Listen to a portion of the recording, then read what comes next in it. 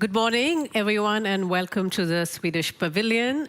Today is the last thematic day here at the Conference of the Parties, COP28 in Dubai, and the theme is water and agriculture.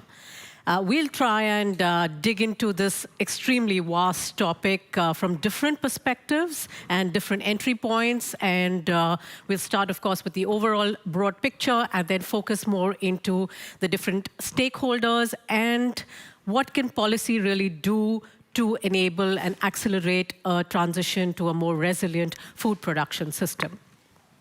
We have about 40 minutes here, but we'll shorten it to, say, about 35 minutes because we have a very special announcement after that, so stay with us for that as well. My name is Rupali Mehra, and I am the Chief Marketing Officer of Spaudi, but today I'm here as your moderator.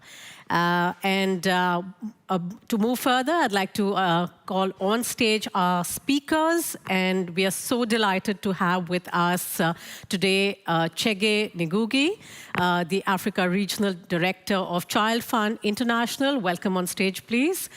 We also have with us Katie Carson, Director of Corporate Affairs, Food and Climate Policy from Tetra Pak. Welcome, Katie.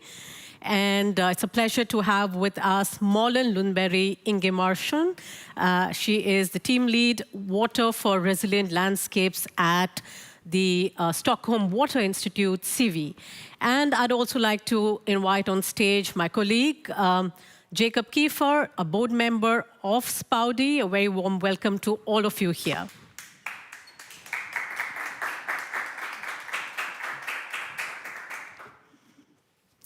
So let's begin with the broad picture. And for that, I'm going to pull in Malin for answering the first question.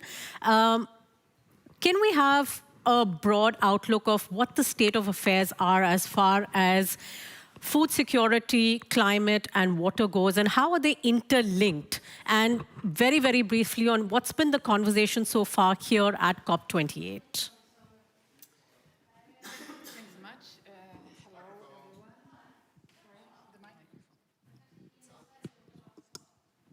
Okay, working?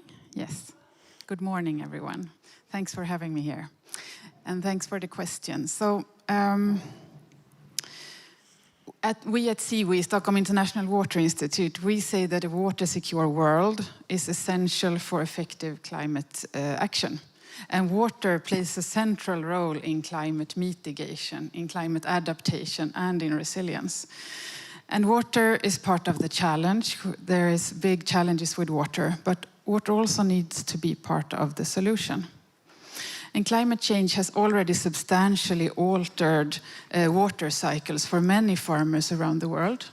And even in Sweden, we are experiencing this now, even if Sweden isn't a very dry country. And with climate change, there will come more frequent and longer periods of drought, and there will be also changes in precipitation patterns. And this will have negative effect on crop production.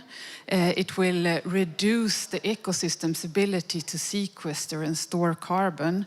It will cause reduced resilience, and it will also increase the risk of losing biodiversity. At CIVI, we are promoting holistic, integrated and water-smart approaches to climate action. We are working together with a number of countries in Africa, applying system nexus solutions to simultaneously address many of these challenges that we are facing, such as the water crisis, the climate crisis, and the food crisis.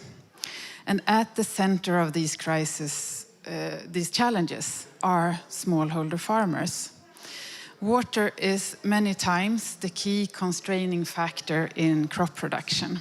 And in Africa, for example, 95% of the agricultural production depends on rainwater. Smallholder farmers are susceptible to the variability in the distribution of rainwater and in the intensity of rainfall, and particularly true in the dry lands of Africa. we have colleagues in SIWI working in Ethiopia, and they have looked at these challenges holistically by supporting the rain-fed and irrigation continuum across landscapes. So picture a river flowing from the mountains down to the coastline, passing smallholder farmers along the way. And this rain-fed and irrigation continuum, in that continuum, supplemental technical irrigation system is one essential component that needs to be there to support smallholder farmers' access to water. Let's see. Can I have more time? Perhaps if you can wrap it up in a minute, and then we can go to Chege. Sure. Yeah. So rain-fed and irrigation systems are at the landscape or water scale. They are really interdependent units. And better management of agricultural water in the landscape context, it supports recharge of shallow groundwater and can open up opportunities to practice irrigated agriculture. Especially at the lower part of this continuum over the landscape, and the middle parts and lower parts. So SIWI we're part of a newly funded research project funded by Formas, the Swedish Research Council, and we call it Restore for More, scaling rangelands restoration in drylands through synergies in the biodiversity, water, climate nexus. And there the focus is on restoring the degraded lands of Eastern Africa. But there in that work, what is also sought after are tools and technologies adapted to different stakeholders at different scales so that we can move forward and secure water and crop production. Well, thanks, Malin. I think you've set the stage for a very interesting conversation here, because from here I'm going to move to Chege, who is working at the ground very, very closely with the issue of food security, water, giving children a far more enriching livelihood.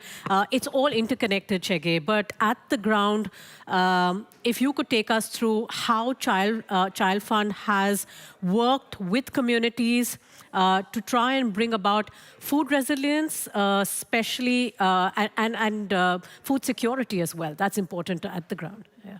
Thank you. Good morning, everybody. That's an interesting question, because as a child-focused development organization, our main focus is that child. How do you bring a child, bring up a child in a healthy and secure manner? And you know how much food means for that. For example, just give you the magnitude of the issue of food security in Africa. About 45 million children in Africa are wasting. And 153 million children in Africa are stunted. And you know, if a child is stunted, that has a long-term or permanent effect on that child. So as an organization, we work with local partners, governments, to ensure that children have access to food.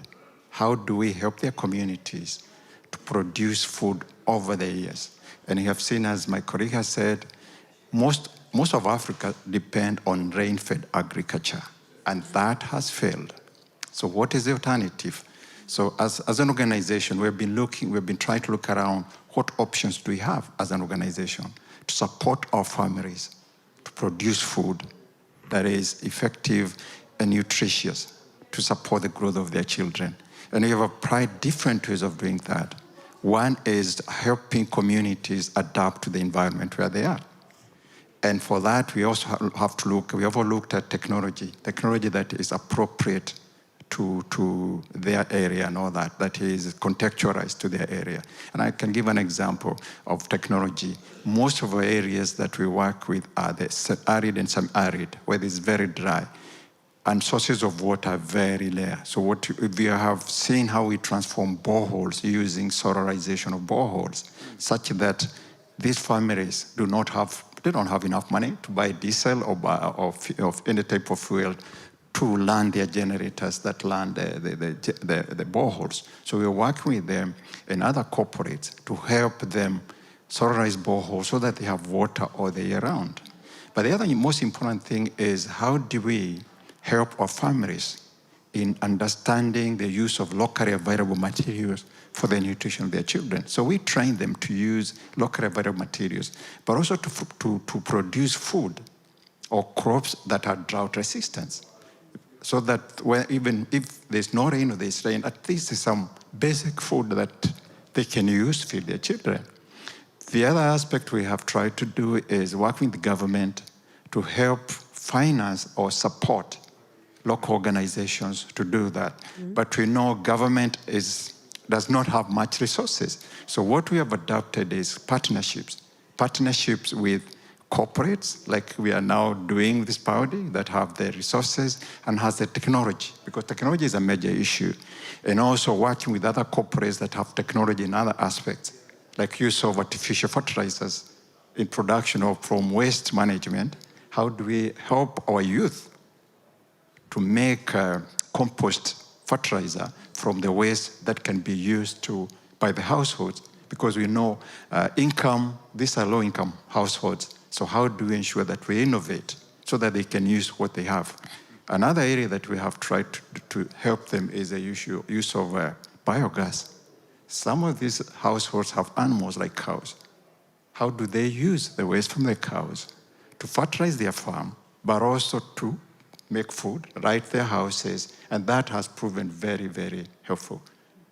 Yeah, so I think I can say that's one issue, and the other critical area is capacity building of local farmers. How do we use appropriate farming methods, appropriate seeds that fit for purpose for a particular area, and how do they harvest? Post-harvest loss is a major, major issue. How do we work with them to reduce post-harvest? There's a whole value chain of production up to the house, and also encouraging them to produce beyond their household consumption for the market, so that they can also get some income to address other basic needs. Thank you. Well, thanks, Chigen. You spoke about a value chain, and you also mentioned how at each step it is important to build capacity, to better livelihoods, to help better livelihoods, because then it comes back to the growth of the children that Child Fund is so invested in. I'll move now to innovation, which you also touched upon. And we have two companies with us here. We have Tetra Pak and we have Spoudi, and both are innovators in their own capacities. There is a company which has been here for extremely long, knows the landscape, has worked across several markets and geographies in the world. And there's a scale-up that is looking at new geographies to come and make a difference in them. So let me start with you, Katie. Tetra Pak has a very, very big market across the world, perhaps almost all geographies, if I can say so. How do you see food security from not just from a production and packaging point of view, but also from the last mile? Because you all work very closely with farmers as well, don't you? Yes, absolutely. And, Tetra Pak obviously is known for its packaging solutions, but we're also a food processing technology company present in 160 countries. And we also have a dedicated team, which is Food for Development, that works in terms of actually emerging economies, working with dairy smallholder farmers. And if we just take a step back and look at the issue, 500 million smallholder farmers globally, they produce 1/3 of the food that we eat, and it's up to 80% in sub-Saharan Africa and in some areas of Asia, and really essential to providing local, affordable, nutritious foods to communities, and also a key role in terms of maintaining ecosystems. So from a food security, from a nutrition perspective, really key to providing the food and the nutrition that is required. So from Tetra Pak's perspective, we are very much part of the food system. And we've actually just launched our food systems approach, whereby we've identified 4 pathways, whereby we believe we can have an impact and drive change. One of those pathways is enabling the transition to more sustainable dairy. And part of that is about decarbonizing dairy processing, but it's also about the work that we do with smallholder dairy farmers. And we have had this program, a Dairy Hub program, since 2011. And we have been able to work with 67,000 dairy smallholder farmers in Africa, Latin America, Asia, to really, build. Capacity building, I think, is key. It's a lot about knowledge transfer and capacity building, but it's also very much about linking the smallholder farmers to the dairy processors. So it's business to business. It's building a market. It's building a secure value chain. It's beneficial for the farmers because they get, the education, the knowledge. They get the access to technology, for instance, and then the dairy customer gets a secure, safe supply of good quality milk into processing.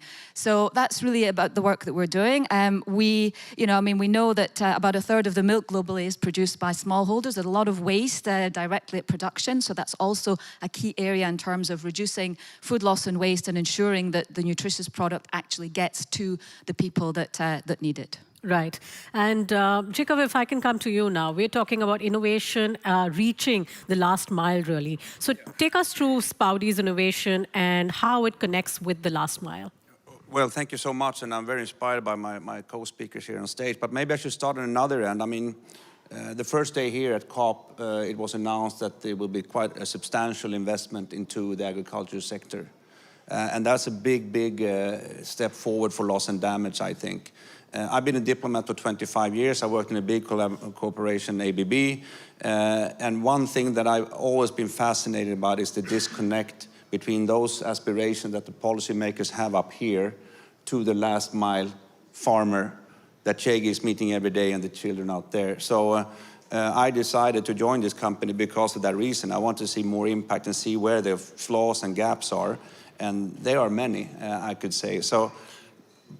And what Henrik has done, Henrik should be actually on stage, but he has lost his voice a little bit today. But what Henrik did was to take his time, work for 5 years to see why hasn't irrigation solutions worked the way they should?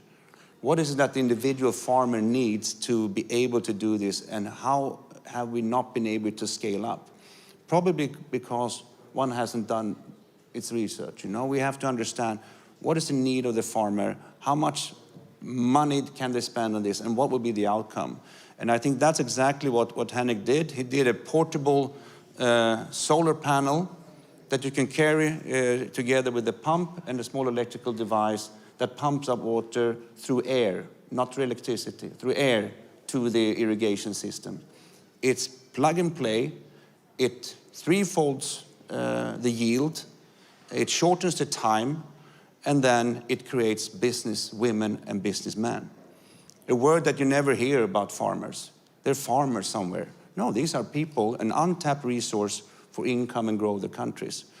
And they are mostly located in Africa, India, Indonesia, the poorer part of the world. So we cannot do this alone as a company. We need to find those people, those organizations that have a proven track record. This man represents Child Fund, an organization that started in 1938, like the age of my kid's grandfather. You touch among 16 million kids globally, and you have a renowned track record. So we believe that should we start to enter a new market now, we should go with the ones we know have a track record. So I don't think I need to speak so much more about that, but what will happen is that we will need to find financing, guarantees, credits, and hopefully also find some mechanisms that makes it simple for the farmer. And at the end of the day, I think we're in a good spot now, because food security is connected to the climate, is connected to water, and you can't do things as they were in the past. That's the pressure point. And that's where I believe we fit in, Henrik. And very proud to work with this man, this innovator, and we have a long road ahead of us. But yeah, so maybe I stop there. Right, Jacob, and let's train our focus to say what are the gaps and challenges, and then take a solutioning approach to how can we stem or fix the gaps, right? So, Chege, I'll start with you on that. There are, of course, several gaps between pledges made and promises made and what actually trickles down to the last mile. Could you lay out some of those and perhaps suggest some solutions that we can look at to stem these gaps? Thank you very much. Yeah, clearly there, as Jacob has said from experience, he has been there, now he's down here with us. He's the right person. I was there before. Okay, so he's the right person to work with and all that. I think one of the challenges that we see, especially in developing countries like Africa, is the aspect of having the technology, the know-how. How do we bring that technology to the level of the farmer, to the level of the household, to be able to do that? So that's a major issue. And the other big issue I've seen is research and development. Most governments, and also most donors and all that, funding for research and development has gone down. It's like it's non-existent. But how do we continue with the challenging and interconnectedness of climate change? How do we continue to research and innovate so that we can build the resilience of our families, of our communities? I think to me that's a critical area. I think the other critical issue we see with governments is having in place policy framework that brings in climate change, education, and knowledge management. I think we're seeing that gap. And we know that our communities have a lot of knowledge. But we haven't tapped into that to address the growing challenge of climate change, the impact on health, the impact on education and all that. I think the other critical thing that we need to see is early warning system. Okay. We don't have, it's there, but in some places we don't have early warning system that can help us prepare ourselves, our farmers, our children prepare ourselves. I think if we are able to put in place support to ensuring that the early warning system is working and is fed to the households. It's not at policy level only, that the people that are producers, farmers, and especially small-scale farmers are able to know and they're able to interpret the data, and also feeding to that data. It's not data that just picked up abstractly. It's data that is evidence-based. So again, if we're able to do that, I can see there's a lot of importance, a lot of hope. But the other critical thing is how do we bring children and youth into this equation? Because as you know, agriculture in Africa is seen like the work of the old people. And Africa has the youngest population. How do we tap into this capacity? If we don't bring technology, we don't bring know-how to the hands of children and youth. I think we can be very successful if we are able to do that. And I'm happy to say, at least after 27 years of COP, now we have children and youth represented. And this is the first one that we are seeing children being represented. And I'm happy to say I have a number of children from African countries that have accompanied us, but they came here to speak for themselves because they are the best people to speak for themselves. They live that life, that hard life, the challenges. So they're the best people. I think so if we are able to bring youth, children at the center of any interventions, climate change, we can be able to do that. I think to me, those are some of the issues that can help Africa, can help the world to be resilient, because that's the way climate change will be with us. But how prepared are we? And we cannot be prepared if we are building our resilience, we are building our knowledge and awareness on challenges and impact of climate change, and the interconnectedness, health, education, and other aspects. So as an organization, we are very, very excited with this potential partnership because we deal with the last mile. We work with local communities directly. So we know what are the challenges, but we want communities and children to be at the center. As an organization, we are more of a catalytic rather than doing it for themselves. Thank you. Thanks, Chege. And coming to you, Marlon, if we talk about a policy change and what is really needed to stem the gap between decisions and actual implementation, how do you see the acceleration really happening from a policy point of view?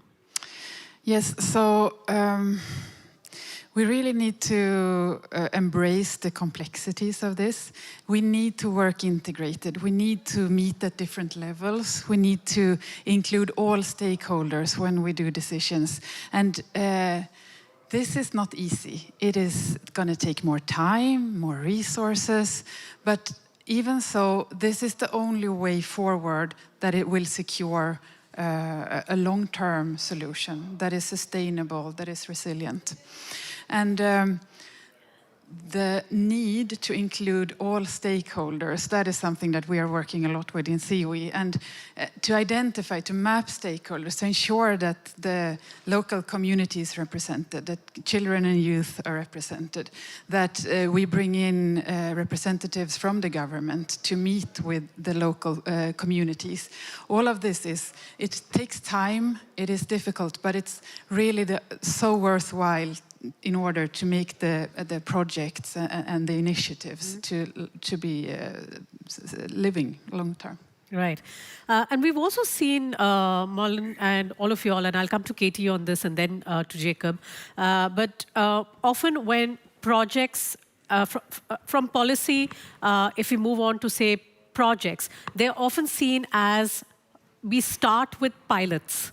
And I can be quite candid here, also out of personal experience, that very often just one-off pilots take extremely long. And do we have that kind of time when we are talking about food security and a resilient food production system? So where can policymakers, innovators, industry, researchers, implementing organizations come together in which we take those bold bets?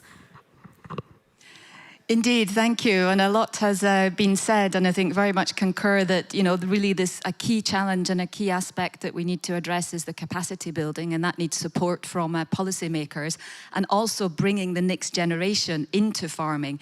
And farming needs to be appealing, and that goes through technology in addition to other areas. We've, as a company, we have actually recently looked at what is needed from a policy perspective, but also from funding and financing, technology and innovation, and partnerships and collaboration. And that can be public-private partnerships, multi-stakeholder partnerships. But our experience is indeed that you can have pilots, but then how can you really scale, and how can policy be an enabler to help really to accelerate the change? Because we know that we need to secure our future food systems, and we don't have any time to lose. As you said, this has been a bit of a food COP. Countries have signed up to integrating food systems into their climate plans, which means policy on food concretely, because we need actions and we need policy to support that.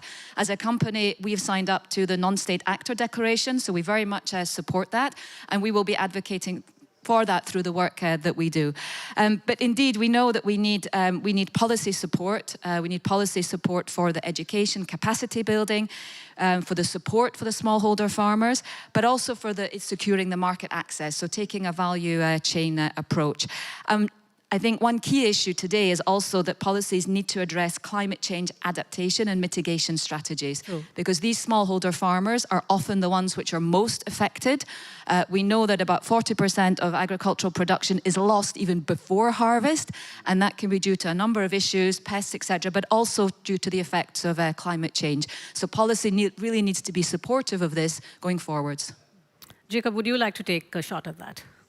Well, I think you mentioned the need to have accurate data, and I think, I was in Kenya just 2 months back. Everybody has a cell phone, a smartphone, and maybe we have that opportunity now. Technology has come to the point where we're all interconnected, and our product, our solution is connected with sensors that can measure the water. We can also put in data how much is produced, etc. And imagine if we have a couple of 100,000 of these systems globally in arid areas, we can furnish that data to the World Food Programme, etc. On time, in time, and also make sure we have a solid decision making. But I also think that this technology helps with the farmers. Instead of flood irrigation, you utilize a system that will probably take you 1 or 2 hours per day instead of 8. What do you do with the rest of that time? Well, you start to figure out what you do with the money you make as a farmer. and you become a business person. Maybe you start to look towards the international market. What should I plant? Well, maybe I should do something for the Europeans. So all of a sudden, we need to create that global system.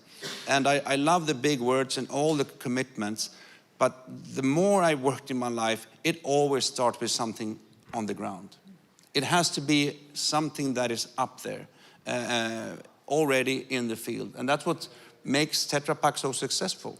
You have all these installations globally, you learn from it, you can adapt it, take it to the next market, and then you can go to policymakers and say, listen, we are in 163 markets. We think it would be good if we could do this one.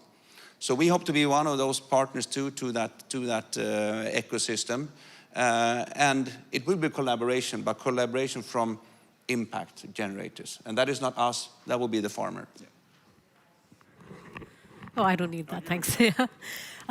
So we're talking about collaboration. We have industry, we have researchers here, we have last mile, we have innovators. What's missing here, perhaps, is a financier to push this forward.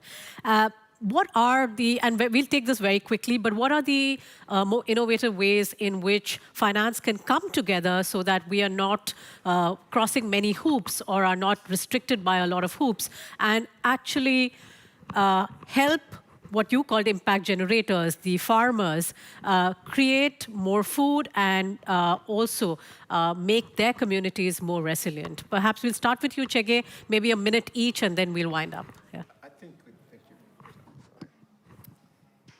I think for me, the most sustainable way is moving from philanthropy to trade-based. Because we have seen philanthropy has failed, because we don't want trade dependency.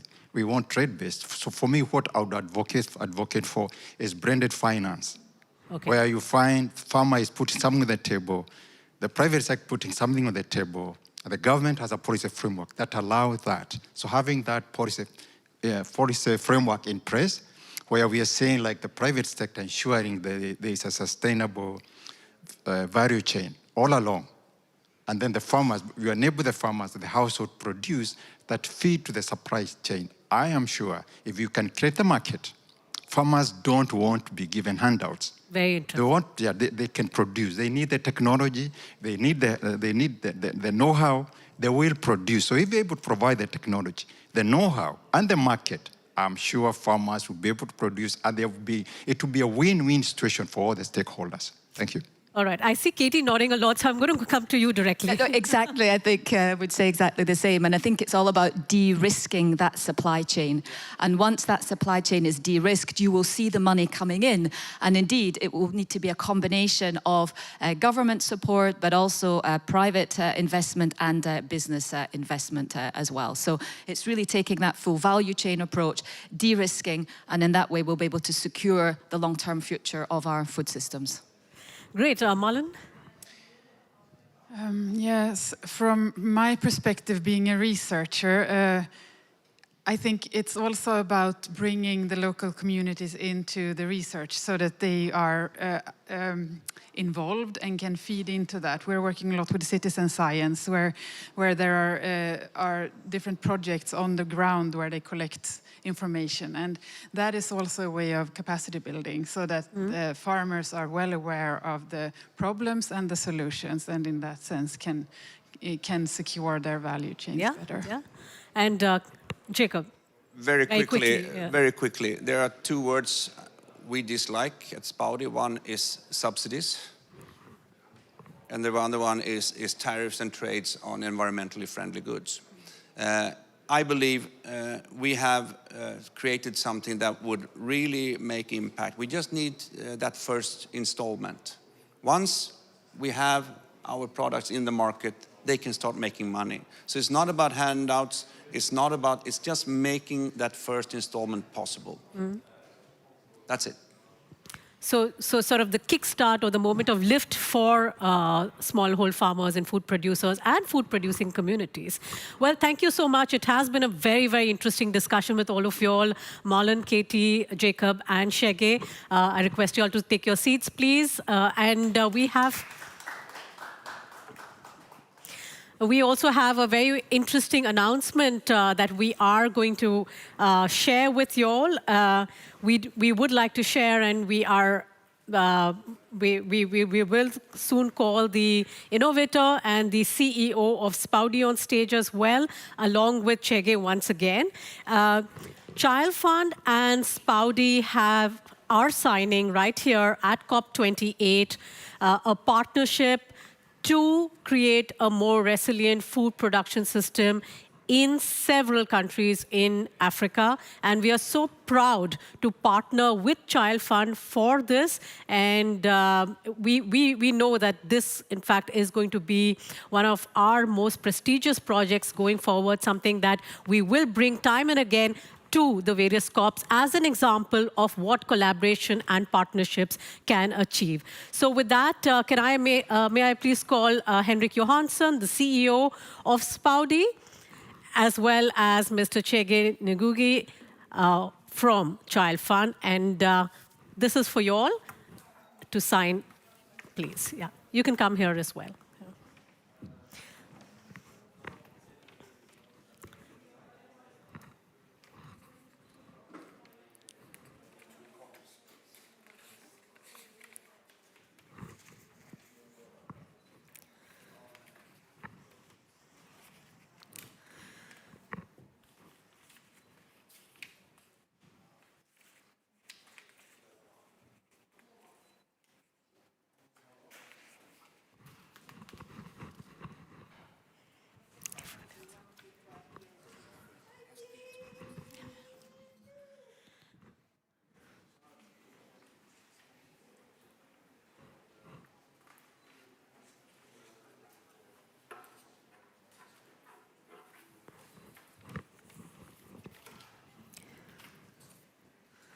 And as these copies are being signed, we would, of course, like the entire team from Child Fund and the team from Spaudi to please come on stage so that we can capture this very important and wonderful moment. You can go that side. Maybe we can put the kids in front here.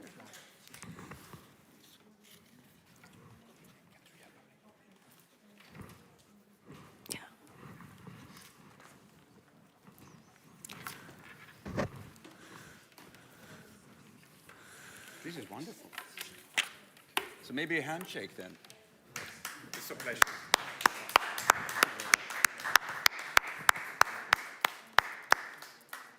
With great pleasure. We're excited by this. This is exciting news for Africa. It is, Chege. Thank you so much.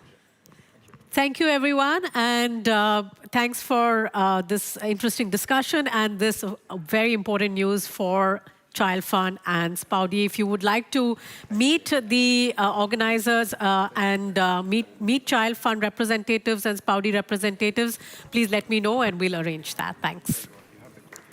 Thank you. Thank you. Thank you. Thanks.